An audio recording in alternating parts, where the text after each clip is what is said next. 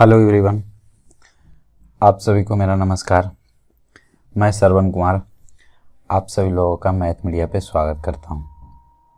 तो कैसे हैं आप लोग? आशा करते हैं आप सभी लोग अच्छे होंगे और अपनी प्रिपरेशन में लगे होंगे। तो हम लोग एसएससी जीडी का प्रैक्टिस सेट्स कर रहे हैं और आज ये प्रैक्टिस सेट 6 नंबर है। ठीक है, तो चलिए शुरू करते हैं। फर्स्ट क्वेश्चन से। फर्स्ट क्वेश्चन है, क्या है फर्स्ट क्वेश्चन? ये फर्स्ट क्वेश्चन में बोल रहा है रामू और मोहन अलग अलग एक कार्य को क्रमशः 10 घंटे और 16 घंटे में पूरा कर सकते हैं। 2 घंटे एक साथ कार्य करने के बाद मोहन कार्य छोड़ देता है। ठीक है, तो रामू शेष कार्य को कितने दिनों में करेंगे? रामू जो है शेष कार्य को कितने घंटों में पूरा करेंगे? ठीक है, ये बोल रहा है।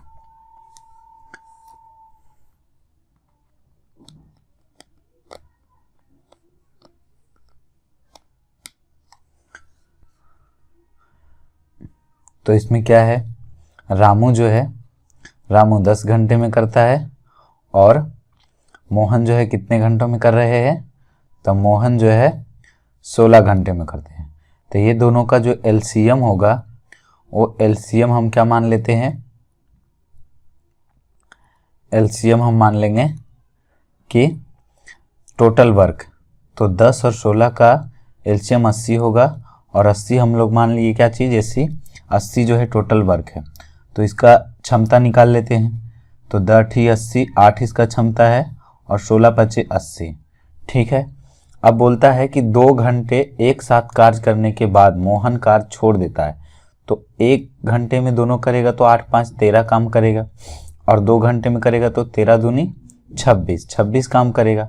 अब जो है मोहन काम छोड़ देता तो बचे हुए काम को कौन करेगा? रामू करेगा। तो रामू कितने क्षमता से करेंगे?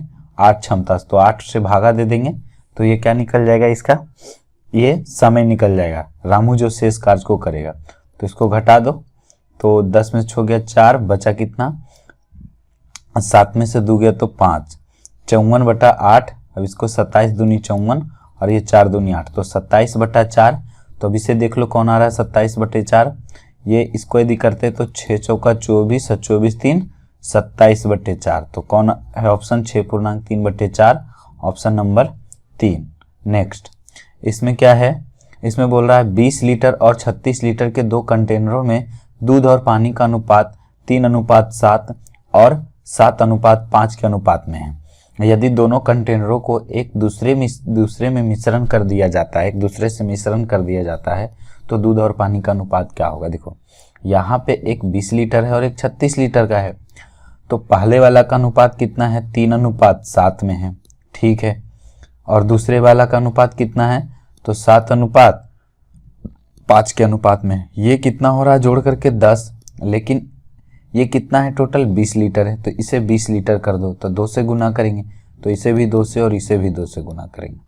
ठीक है, अब ये कितना है? तो 7 5 12, 7 5 कितने हैं? ये 12 है। लेकिन ये टोटल कितने लीटर है? 36 लीटर। तो इसे 36 कर दो तो ये 15 लीटर हो जाएंगे और ये 21, 3 से गुना करेंगे दोनों में। तो अब ये जो है जोड़ दो तो ये आ जाएगा दूसरे मिश्रण में। देखो ये 6 है और ये 21 है, तो 21 और 6 कितना हो जाएंगे? 27 हो जाएंगे। और ये कितना? 7 दूनी 14 और 15, 14 और 15 कितना होता है? 29। तो 27:29 हो जाएगा, ऑप्शन नंबर 3। नेक्स्ट, इसमें क्या है? हर्षी ने स्टोर से एक नई स्वेट शर्ट खरीदी जब वे 40% की छूट दे रहे थे। ठीक है, 40% का छूट दे रहा था। यदि स्वेट शर्ट का अंकित मूल्य जो है कितना है? 2,999 रुपया है। तो हर्षी ने छूट के साथ कितना भुगतान किया? देखो अंकित मूल्य है 2,999 और 40% छूट पर है, तो वो कितने 40% छूट दे रहा है तो कितने पे देगा? वो 60% पे देगा। तो ये काट देते हैं 0 से 0। अब इसको गुना करेंगे तो देखो 9 छक्के 54, तो लास्ट में 4 होगा यूनिट डिजिट, और यूनिट डिजिट देखो इसमें 2 है, ये नहीं होगा, इसमें 8 है, इसमें 5 है, इसमें 4 है, तो यही ऑप्शन जो है राइट आंसर होंगे। ठीक है, बाकी कैलकुलेट करना है, कैलकुलेट कर सकते हो। इसमें क्या है, एक व्यक्ति ने 2 कुर्सियां 475 रुपया प्रत्येक में बेची, मतलब दो गो कुर्सी बेच रहा है और प्रत्येक का जो बेच रहा है 475 में, मतलब बिक्री मूल्य बराबर है।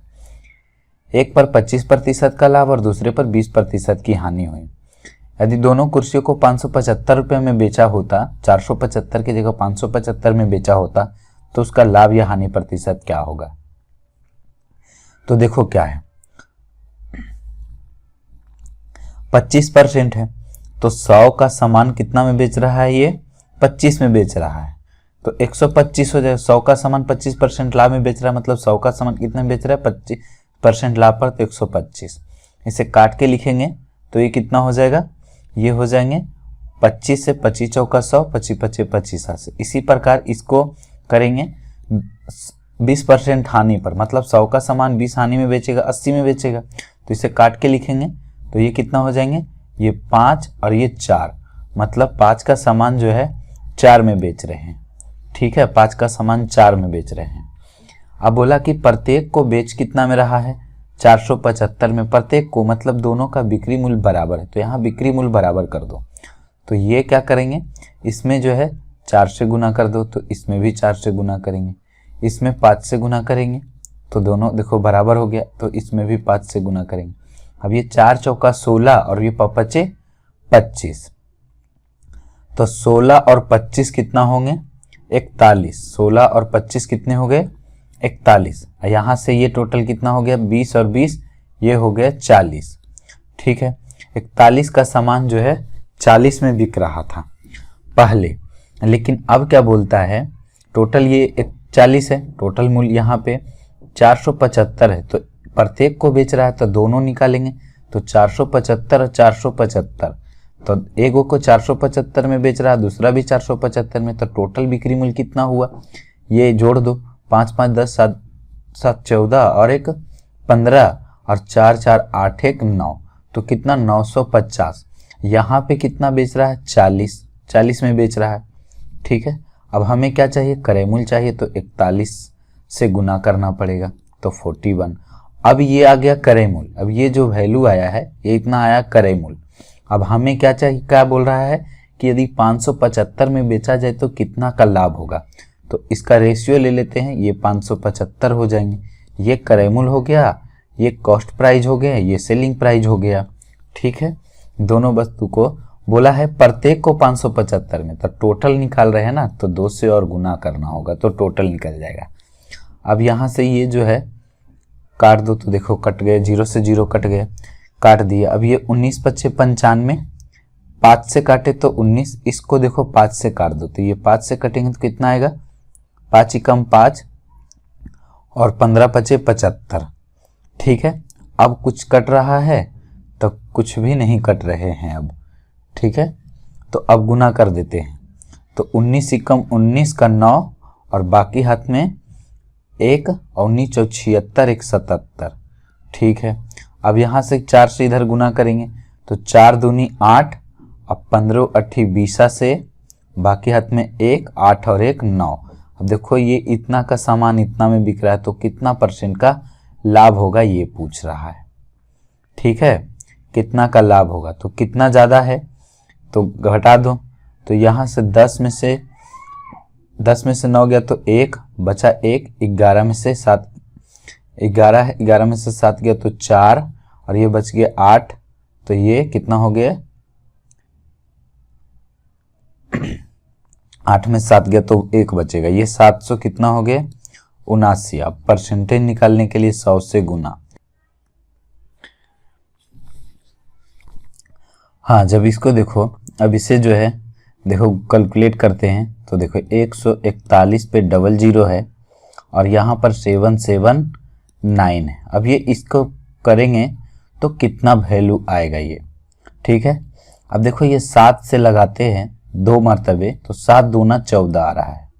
ठीक है, 7 दूनी 14, तो 2 से तो कटेगा नहीं, या 7 दूनी 14 लगाएंगे तो 7 दूनी 14 से ज़्यादा हो जाएगा। इसका मतलब 2 से ज़्यादा लगेगा नहीं। तो जब भी जैसे 2 से लगाएंगे ये 4 अंक से लग जाएगा, 4 अंक यहाँ से खत्म हो जाएंगे और 1 अंक और होगा, तो 2 से तो ज़्यादा होगा नहीं।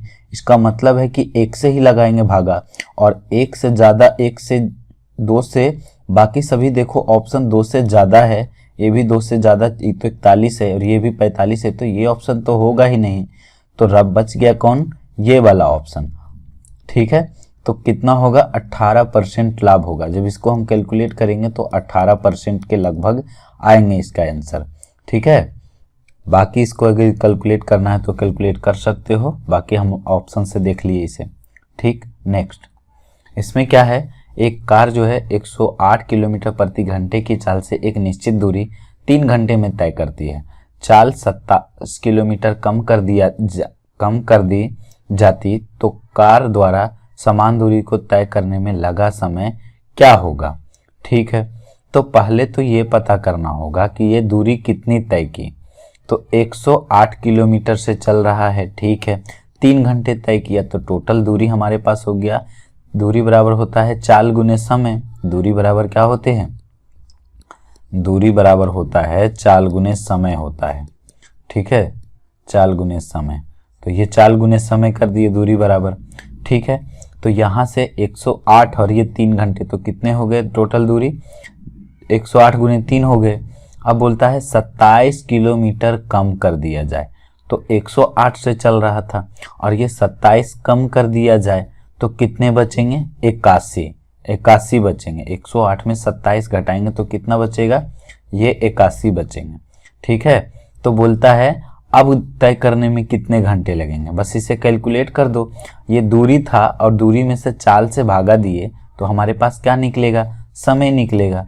समय बराबर, यहाँ से देखो ना, समय बराबर निकालेंगे तो ये चाल इधर जाएगा, दूरी बटे चाल, तो समय दूरी ये था और अब चाल जो है कितना, 81 है, तो हम यहाँ से समय आ जाएंगे। ठीक है, 3 से काट देते, 27 81 और 27 चौका 78 से, तो कितना आ गया, 4 घंटे। इसका राइट आंसर है ऑप्शन नंबर 4। नेक्स्ट इसमें क्या है, एक चोर ने अपनी यात्रा 60 किलोमीटर प्रति घंटे की चाल से की। 30 मिनट के बाद पुलिस ने उस जगह से 80 किलोमीटर प्रति घंटा की चाल से पीछा करना शुरू किया। पुलिस को चोर को पकड़ने में कितना समय लगेगा। यहाँ भी ये समय दूरी का क्वेश्चन है। देखो इस तरीका से है, यहाँ पे जो है ये चोर जो है यहाँ से चोरी करके, एक चोर जो है अपनी यात्रा 60 किलोमीटर से चलना शुरू करता है। 60 किलोमीटर से चलना शुरू किया और 30 मिनट, तो 30 मिनट मतलब आधा घंटा, 1 घंटा में 60 तय कर रहा है। 60 किलोमीटर पर आवर मतलब 1 घंटा में 60, तो 30 मिनट मतलब 30 मिनट में वो कितने तय कर लेंगे। यहाँ से यहाँ तक मान लो कि ये 30 किलोमीटर जो है वो तय कर लिया दूरी। अब पुलिस जो है 30 मिनट के बाद अब 80 के स्पीड से तय करेगा, तो वे इसको दूरी जो है वो कवर कर लेगा, तो वो पकड़ लेगा उसको। अब ये दूरी को कवर करने में उसको कितना समय लगेगा। तो अब देखो ये जो है चोर इसी दिशा में जा रहा है और पुलिस भी समान दिशा में जा रहे हैं। पुलिस जो है 80 किलोमीटर के प्रति घंटा के स्पीड से जा रहे हैं। तो अब जो है ये 80 किलोमीटर पर आवर, ये 60 किलोमीटर पर आवर है। तो अब देखो कि ये 30 किलोमीटर जो है यहाँ पे डिस्टेंस हो गया। अब ये डिस्टेंस को ये दोनों जो है ये 60 के स्पीड से जाएगा और ये 80 का स्पीड से जाएगा। तो इस दूरी को अब डिस्टेंस को कम करने के लिए तो बचा कितना, 20 किलोमीटर ही में। ये 20 किलोमीटर ज़्यादा चल रहा है। जब दोनों ऐसे नहीं तो सोचो, जब दोनों जो है समान दिशा में जाएंगे तो सापेक्षिक चाल क्या होते हैं, घट जाते हैं। विपरीत दिशा में सापेक्षिक चाल जुड़ जाते हैं। पहले वाले सेट में हम भी ये सब चीज़ बता चुके हैं। तो ये अभी क्या है, समान दिशा में जा रहे हैं तो सापेक्षिक चाल घटा दो। तो ये 60 से कितना हो जाएंगे, ये 60, 80 से 60 घटेगा तो कितना हो जाएगा, 20, और ये 20 चाल से भागा दिए, ये दूरी बटा चाल क्या निकलेगा, समय निकलेगा। हमें समय ही पूछ रहा है कितने समय में कवर कर लेगा ये, तो 3/2 घंटे। 3/2 घंटे ऑप्शन नंबर 2।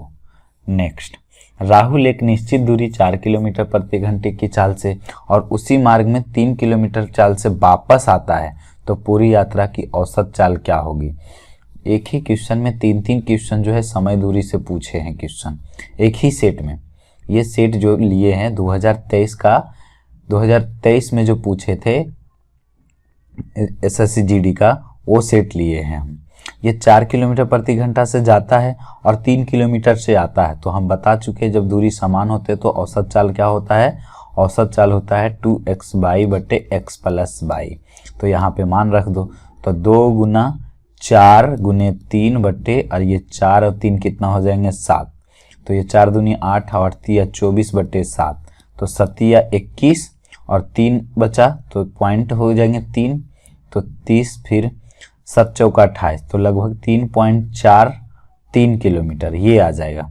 ठीक है, ऑप्शन नंबर 3 हो जाएगा इसका उत्तर। नेक्स्ट, इसमें क्या है, ये भी है चाल दूरी का ही क्वेश्चन है ये, इसमें भी औसत चाल पूछा है। रोहन अपनी पूरी यात्रा को 3 बराबर भागों में विभाजित करता है। अपनी कार से पहले भाग को 30 किलोमीटर प्रति घंटे की चाल से, दूसरे भाग को 80 किलोमीटर प्रति घंटे की चाल से और अंतिम भाग को 50 किलोमीटर के भाग से तय करता है। तो पूरी यात्रा के दौरान औसत चाल, तो ठीक है, यहाँ पे ऐसे औसत चाल बराबर फार्मूला होता है। औसत चाल बराबर होते हैं टोटल डिस्टेंस बटा टोटल टाइम, कुल दूरी बटे क्या होता है, कुल दूरी बटे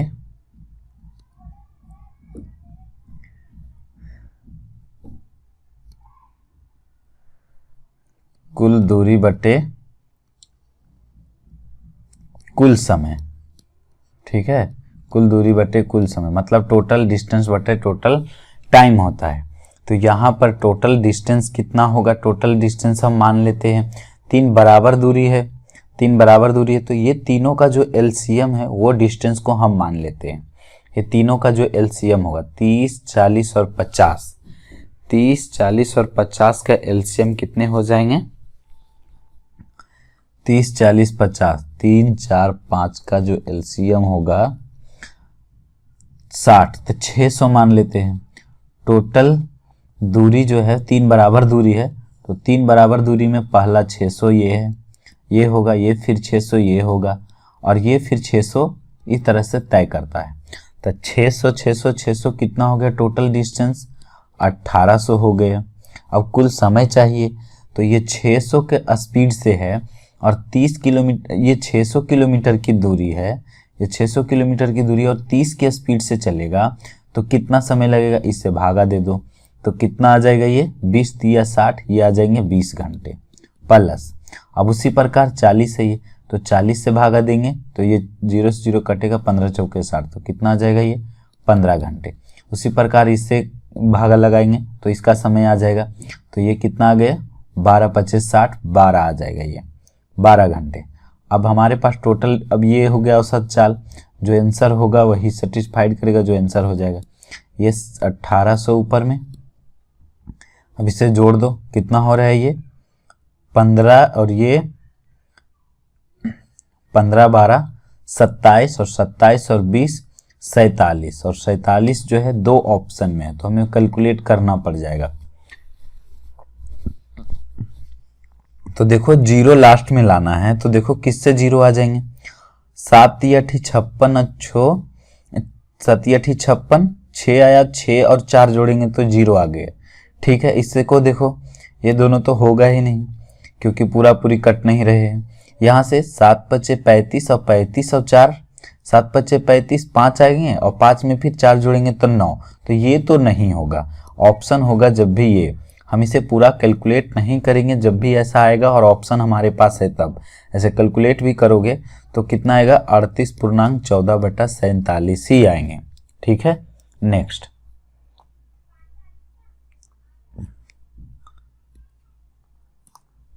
इसमें क्या है, ए एक कार्य को 8 दिनों में, बी उसी कार्य को 24 दिनों में कर सकता है। वे एक साथ शुरू करते हैं लेकिन कार्य को पूरा होने से 4 दिन पहले ए छोड़ देता है, तो संपूर्ण कार्य को पूरा करने के लिए ए और बी कितने दिनों की जो लगेगा वो संख्या ज्ञात करना। देखो ए जो है 8 दिनों में और बी जो है 24 दिनों में करते हैं, तो यहाँ पर टोटल काम जो मान लेंगे वो लघुत्तम इसका एलसीएम हो जाएगा।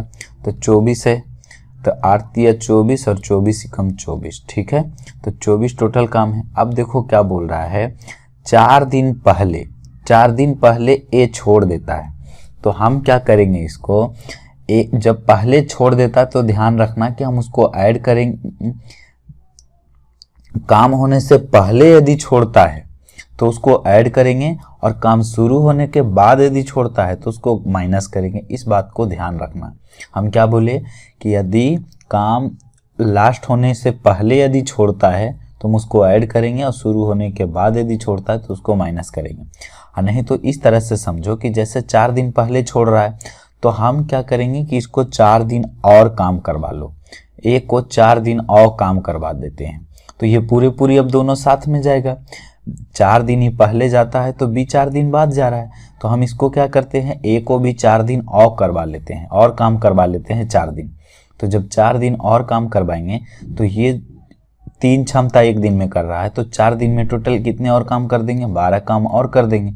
अब दोनों साथ जाएगा, मतलब दोनों के क्षमता से भागा दे देंगे, तो जो आएगा वो समय आ जाएगा। उतने दिनों में काम पूरे हो जाएंगे। तो 3 और 1 4, तो 24 और 12 36 होता है, 36/4 तो 9। तो इस तरह से हम लोग कैलकुलेट करेंगे। इसका राइट आंसर कितना हो जाएगा, 9। नेक्स्ट, इसमें क्या है, एक वस्तु का मूल्य 2 वर्ष में घट कर करके 18,000 से कितना हो जाते, 14,580 हो गया। वस्तु का क्रय मूल्य में वस्तु के मूल्य ह्रास की वार्षिक दर ज्ञात करना, रेट ऑफ परसेंट ज्ञात करना है। ठीक है, देखो अब यहाँ से 18,000 से ये घट के कितना हो रहे हैं, 14,580 हो रहे हैं। ठीक है, ये 0 से 0 काट दो, और इसे जो है 2 से काट दो तो ये 900 हो जाएंगे, और इसे भी 2 से काट दो तो ये हो जाएगा कितना, 7 दूनी 14 और 29 दूनी 58। तो ये देखो कितना कट रहे हैं, और भी 9 से कट रहे हैं, ये भी 9 से कट रहे हैं, तो ये हो जाएंगे 100, और ये 9 से काटेंगे तो हो जाएंगे 81। तो 100 से 81 हुआ 2 वर्षों में, मतलब ये देखो 10 का स्क्वायर है और ये 9 का स्क्वायर है। तो अब यहाँ पर स्क्वायर 2 वर्षों के लिए ये है। तो अब देखो 10 से वैल्यू 9 हुआ, 10 से वैल्यू 9 हुआ मतलब कितना घटा, 10 से वैल्यू 9 हो गए, मतलब कितना, 1 घटा 10 में, परसेंट निकालने के लिए 100 से गुना, तो कितने परसेंट हुए। इसका राइट आंसर कितना हो जाएगा, 10%। इसका जो राइट आंसर है 10% होगा। ठीक है, नेक्स्ट, इसका बोल रहा है क्या चीज, तृतीय समानुपाती क्या होगा। तो तृतीय समानुपाती का फॉर्मूला क्या होता है, b² ए। ये a है और ये b है। ए बी का जो तृतीय समानुपाती का फॉर्मूला होता है क्या होता है, b² ए होते हैं इसका फॉर्मूला। तो b के जगह यहाँ 36 × 36 और बटे में 24, बस कैलकुलेट कर दो, 12 तिया 36 और 12 दूनी 24। हम इसको जो है रेशियो पढ़ाए तो उसमें जो है पूरे चारों टाइप के जितने भी क्वेश्चन पूछते हैं वो सभी हमने बताए हैं। जो नहीं देखे हैं तो वो एक बार जा कर के जरूर देखें। ठीक है, तो ये कितना, 12 तिया 36, 12 दूनी 24, ये कट रहे हैं 18 दूनी 36 और 18 तिया 54। तो इसका राइट आंसर क्या हो जाएगा, 54 हो जाएगा। ठीक है, नेक्स्ट, इसमें क्या है, 2 शंकुओं का जो आयतन है 3:2 के अनुपात में। ठीक है, उसकी त्रिज्याएं 3:4 के अनुपात में, तो ऊंचाई का अनुपात ज्ञात करें। तो आयतन क्या होता है, आयतन होते हैं पाई आर, शंकु है तो शंकु का आयतन 1/3 पाई आर स्क्वायर एच। चलो इसको r1 मान लेते हैं, इसको h1 मान लेते हैं। ठीक है, और दूसरे का आयतन 1/3 पाई r2 का स्क्वायर, ये r2 मान लेते हैं और ये h2 मान लेते हैं। और ये जो आयतन दिया है ये 3/2 दिया। देखो ये दोनों तो कटना ही है। अब यहाँ से त्रिज्याएं दिया हुआ 3:4 का, मतलब ये r1 और r2, ये r1 है और r2 दिया है, तो 3 का स्क्वायर करेंगे 9, और ये h1 हो जाएगा, और इसका 4 का स्क्वायर करेंगे तो कितना हो जाएंगे 16, ये h2 और बराबर में 3/2। बस इसे कैलकुलेट करो, देखो 3 तिया 9 और ये 2 से कटेगा तो 8 दूनी 16, तो ये उधर जाएगा, तो h1/h2 जो आएंगे ये 8 हो जाएगा, और ये इधर जाएगा, इधर नीचे आएगा ये, तो 3, 8:3 इसका राइट आंसर है। ठीक, नेक्स्ट, इसमें क्या बोल रहा है, 5750 रुपये एक वर्ष के लिए 16% की दर से वार्षिक रूप से चक्रवृद्धि ब्याज और अर्धवार्षिक रूप से चक्रवृद्धि ब्याज के बीच का अंतर कितना होगा। ठीक है, रेट ऑफ परसेंट जो दिया है 16% दिया है और इसका अंतर पूछा है।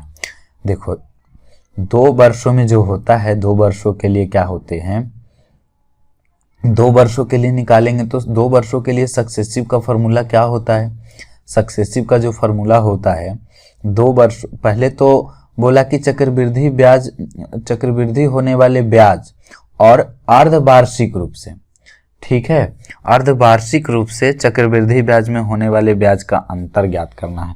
कितने वर्ष में, तो 1 वर्ष में। तो 1 वर्ष में यदि देंगे तो ये तो 16% ही देंगे, ठीक है।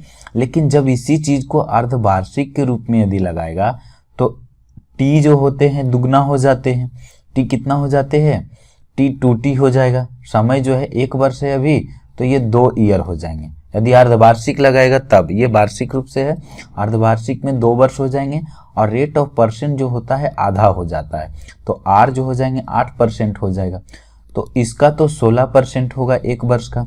अब इसका रेट ऑफ परसेंट 2 ईयर का क्या होता है, यदि 2 ईयर का रेट ऑफ परसेंट निकालते हैं हम लोग तो क्या होते हैं 2r + r²/100 होता है, ठीक है। तो निकाल दो यहाँ से, तो 2 वर्षों के लिए क्या हो जाएगा, ये 8 दूनी 16 और प्लस में 8 का स्क्वायर 64/100। तो अब यदि देखा जाए तो अभी बोला है दोनों के बीच का अंतर। अब ये दोनों के बीच का जब अंतर करेंगे तो 16 तो कटेगा ही, बचेगा अंतर के रूप में कितना 16/64, 16/64 बचेंगे, ठीक है, 16/64 बचेंगे। अब यहाँ से ये मूलधन कितना है 5750 है, कितना है मूलधन 5750 और हम मूलधन यहाँ पर मूलधन कितना मानेंगे 100 और हमारे पास निकालना कितना है 64/100 का वैल्यू निकालना है, ठीक है। बस अब इसे कैलकुलेट कर लो और यही इसका आंसर हो जाएगा, ठीक। तो ये 0 से 0 कट रहे हैं और 25 से कटेगा, ये 25 चौका 100, 25 से 25 दूनी 50 और 25 75, ये 4 से काटेंगे तो 16 चौका 64। अब देखो नीचे 10 बचा है तो इसको जब गुना करेंगे तो 18, तो गुना करेंगे और 1 अंक के बाद दशमलव होगा। दशमलव जो है 1 अंक के बाद होगा, ना कि 2 अंक के बाद दशमलव होगा। दशमलव के बाद 2 अंक नहीं होगा, 1 अंक होगा, ये नहीं होगा, ये नहीं होगा। दशमलव के बाद 1 अंक ये है, दशमलव के बाद 1 अंक ये है और 18 करेंगे तो लास्ट में 8 आएगा 1 अंक के बाद जो दशमलव होंगे। तो राइट आंसर इसका 4 होगा। इसे जब गुना भी करोगे तो वही आएगा, देख लो गुना करके 16 48 के 8 और बाकियत में 4 और 16 दूनी 32 और 4 कितना हो रहे हैं 36 हो रहे हैं। तो थोड़ा बहुत ऑप्शन का जो है ऑप्शन का सहारा लिया करो कैलकुलेशन में। नेक्स्ट इसमें क्या है, ये तो बोर्ड मास का क्वेश्चन है, इसे कैलकुलेट करो। तो ये -4/7 भागा है, ब्रैकेट में है तो पहले इसे गुना कर लो। तो -4/7 भागा गुना करेंगे 12 ऊपर और 1 नीचे हो जाएगा, ये ब्रैकेट में है, भागा। अब यहाँ पे क्या है देखो, ये माइनस और माइनस क्या हो जाएंगे प्लस हो जाएंगे, माइनस और माइनस ये प्लस होगा, माइनस और माइनस प्लस, ठीक है, माइनस और माइनस प्लस हो गए। अब इसको जब घटाएंगे क्योंकि ये ब्रैकेट में है, अब इसको कैलकुलेट करेंगे तो देखो -2 है और प्लस में 2/7 है, तो ये 7 दूना 14 और 14 में से 2 प्लस करेंगे, -14 में से +2 करेंगे, ये 7 दूनी 14, 14 में से +2 करेंगे तो कितना आ जाएगा, इसका कैलकुलेट करेंगे तो -12/7। तो ये -12/7 ये तो भागा है और ये -4/5 में है और ये कैलकुलेट करके कितना आया -12/7 आया है, -12/7। तो ये तो माइनस माइनस प्लस हो जाएगा और 12 चौके 48 मिलेंगे। देखो ये -48/7 भागा से गुना करो तो 7×5 = 35 ऊपर हो जाएंगे और माइनस माइनस प्लस और 12 चौके 48 नीचे हो जाएगा। देखो ये कट रहे हैं और 7×5 = 35, तो इसका राइट आंसर -5 हो जाएगा, ऑप्शन नंबर 2। नेक्स्ट हाँ, इसमें क्या दिया हुआ है, बोल रहा है 28 के वर्ग को उस बड़ी संख्या से विभाजित किया जाता है जो 42 और 56 दोनों को पूर्णतः विभाजित कर सकती है, तो परिणाम क्या है? बोल रहा है वह बड़ी संख्या जो विभाजित किया जाता है, वह बड़ी संख्या जो 42 को और 56 को क्या करते हैं, पूर्णतः विभाजित करता है। तो 42 और 56 को विभाजित करने के लिए दोनों वह बड़ी संख्या क्या होगी, जो ये दोनों का HCF होगा। तो 42 को खंड करेंगे तो कितना आ जाएगा, 7 छक 42, तो 2 तिया 6 और 6 सत्ते 42। 56 को खंड करो तो कितना आ जाएगा, ये 8 सत्ते 56, तो 2 गुने 2 गुने 2 और गुने 7 हो जाएंगे। 8 सत्ते 56 ये हो गया। अब इसका HCF निकालेंगे तो कितना आ जाएगा, जो दोनों में मैच करेंगे वो हो जाएगा।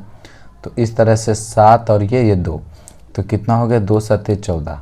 लेकिन अब एग्जाम में इतना नहीं करेंगे, ये देखेंगे कि ये दोनों संख्या से कौन कट रहा है, तो समझ में आनी चाहिए कि 14 होगा। ठीक है।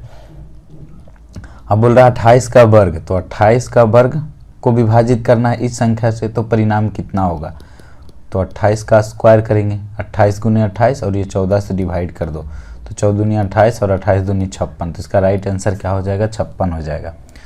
नेक्स्ट इसमें क्या है, बोल रहा है the curve surface area of a sphere 1386 centimetre square, तो volume of a sphere is. ठीक है, इसका कर्व सरफेस एरिया दिया हुआ है तो वॉल्यूम पूछ रहा है। तो बताओ कर्व सरफेस एरिया क्या होता है। कर्व सरफेस एरिया होते हैं 4 पाई आर स्क्वायर होता है, बराबर 1386 दिए हुए हैं, तो 4 गुने 22/7 आर स्क्वायर बराबर 1386। इसको काटो 22 से, तो 22 छक 32 से, तो ये कितना हो जाएगा, 132 हुआ। 138 में तो 6 बचेंगे, तो 66, तो 22 तिया 66, 63 से कट गए। आर स्क्वायर चाहिए तो ये 7 उधर चल जाएगा, तो इससे जो है 63 गुने 7 और बटे में हो जाएंगे 4। ठीक है, तो आर स्क्वायर है तो इधर जाके रूट में, तो इसको 9 सत्ते 63 करेंगे और 7 और बटे में 4। तो अब इसे कैलकुलेट कर लो, 9 का वर्गमूल 3 होता है और ये 7 के बदले एक 7 लिखेंगे, बटे में 2, 4 का वर्गमूल 2 हो जाएगा, तो 21/2 हो गए। अब इसका क्या चाहिए, वॉल्यूम। वॉल्यूम क्या होता है, 4/3 पाई, पाई के जगह 22/7, आर क्यू होता है, आर क्यू 21/2, 21/2 3 बार। ठीक है, अब इसे कैलकुलेट कर दो, तो 7 या 21, 2 दूनी 4 से 4 ये कट जाएंगे और ये 2 से 11 दूनी 22। अब देख लो यूनिट डिजिट, क्योंकि सभी का जो देखो यहाँ से यूनिट डिजिट क्या है, अलग अलग है, तो यहाँ से यूनिट डिजिट देखो कितने हैं, 1 और यहाँ से भी 1।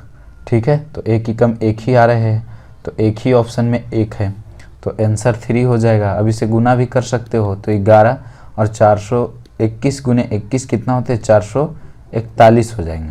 अब 441 में 11 से गुना करेंगे तो कितना आ जाएगा, 11 एकम 11, 11 चौक 44, 44 एक 45 और 44 और 4 कितना हो जाएंगे, 48, तो 48 51। ठीक है, नेक्स्ट इसमें क्या बोल रहा है, 20% की छूट देने के बाद 10% का लाभ होता है। एक डिस्काउंट स्कीम के तहत 20% का छूट देने के बाद भी 10% का लाभ होता है, तो अंकित मूल्य क्रय मूल्य से कितना अधिक है, ये पूछ रहा है।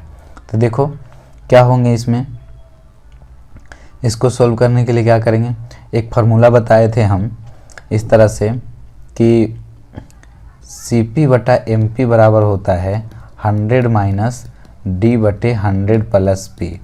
ठीक है, तो यहाँ से 100 माइनस D, तो 100 माइनस D के जगह यहाँ पे कितना है, डिस्काउंट, D से डिस्काउंट तो 20% है, तो 20% हो जाएगा। और यहाँ से ये 10% का प्रॉफिट होता है, तो 100 से कितना हो जाएंगे, 110, तो P के जगह तो 10 जोड़ दो तो कितना हो जाएंगे ये टोटल।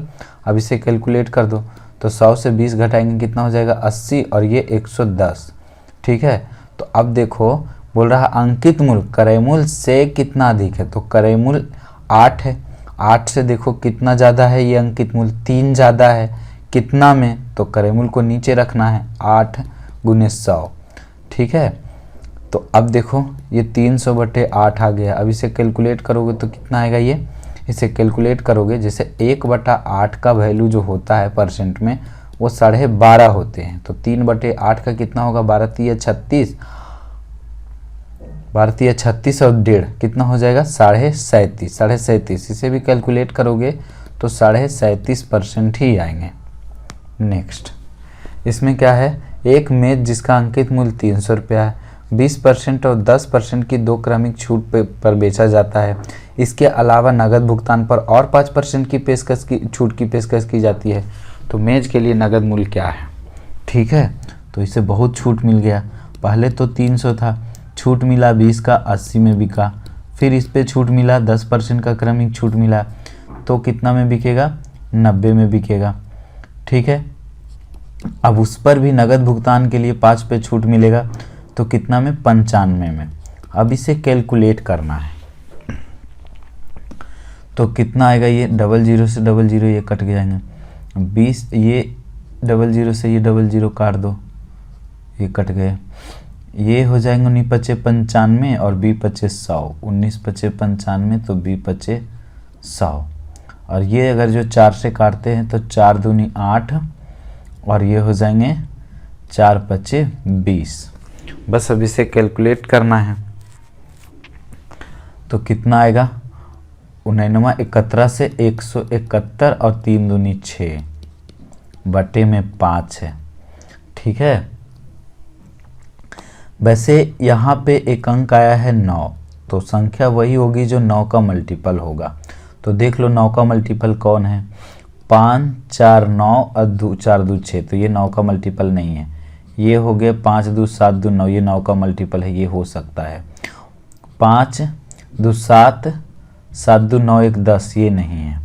ये हो जाएंगे 2 6 2 8 1 9 9 5 14, ये भी नहीं है। तो इसका राइट आंसर 205.20 होगा। अब इसे कैलकुलेट भी करोगे तो उतना ही आने वाला है इसका राइट आंसर। ठीक है, इसका राइट आंसर आएगा 205.2 ही आएगा। ठीक, कैलकुलेट करके चेक कर लेना। नेक्स्ट, इसमें क्या है? बोल रहा है एक चुनाव में 2 उम्मीदवार ए तथा बी थे। निर्वाचित क्षेत्र मतदाताओं में कुल संख्या जो है ये कितना है? 90,000 थी और कुल मतों का 70% मतदान हुआ था। यदि मतदाताओं ने 60% मत ए के पक्ष में डाले तो बी को कितने मत प्राप्त हुए? ठीक है, देखो यहाँ पे दिया है 90,000 मत टोटल है। मतदाताओं की जो कुल संख्या 90,000 में 70% ही मतदाता जो है मतदान डाले, तो टोटल इतना डाला गया। ए को 60% मिला तो बी को कितने मत प्राप्त हुए? 40% इसका मिला होगा। जब ए को 60 मिला तो बी को 40% मिला होगा। बस इस कैलकुलेट कर दो, आ जाएगा आंसर। 2 0 2 2 4 0, तो 1 2 3 1 4 0 कैंसिल, आना 2 0 लास्ट में है, तो 2 0 और 7 चौका 28 8 और 8 9 72, तो लास्ट में यूनिट डिजिट 2 आ रहे हैं। तो इसका राइट आंसर ये हो जाएगा, किसी में 2 नहीं है। बाकी कैलकुलेट करना है तो 7 चौका 28 और 28 9 252 होते हैं, तो 252 हो जाएगा। इस तरह से कैलकुलेट करेंगे। नेक्स्ट, इसमें क्या है? पेट्रोल की कीमत 92 रुपये प्रति लीटर से बढ़ के 96.5 लीटर कर दी गई। पेट्रोल की कीमत में कितने % की वृद्धि हुई?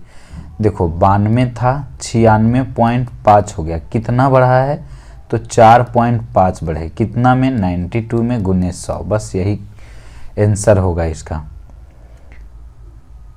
तो ये दशमलव से ये जो है कट रहे हैं 0, और इसको कैलकुलेट करोगे तो कितना आएगा? ये सभी ऑप्शन पास पास में है, तो देखते ये 450 और बटे में 92 है। यदि देखो 5 से गुना करते हैं, 5 से गुना करते हैं, इसको 5 से गुना करेंगे, यदि 5 से भाग लगाएंगे तो 92 गुने 5 करते, 5 दूनी 10 और 9 पचे 45 1 46, तो 460 आ रहा है। लेकिन हमें तो 485 है। इसका मतलब कि है 5 से थोड़ा सा कम होगा, 5 से थोड़ा सा कम होगा, मतलब 4.9 के करीब, 4.9 के करीब। तो राइट आंसर इसका 4.9 होगा। 4.7 भी नहीं होगा, 4.5 भी नहीं, ये 5.1 भी नहीं होगा। थोड़ा सा कम होगा, तो थोड़ा सा कम यही होगा, 4.9 होगा इसका राइट आंसर। ठीक है, अभी ये लास्ट था। तो बताइए आज का ये वीडियो कैसा लगा जो। ठीक है, आज के लिए इतना ही। जय हिंद।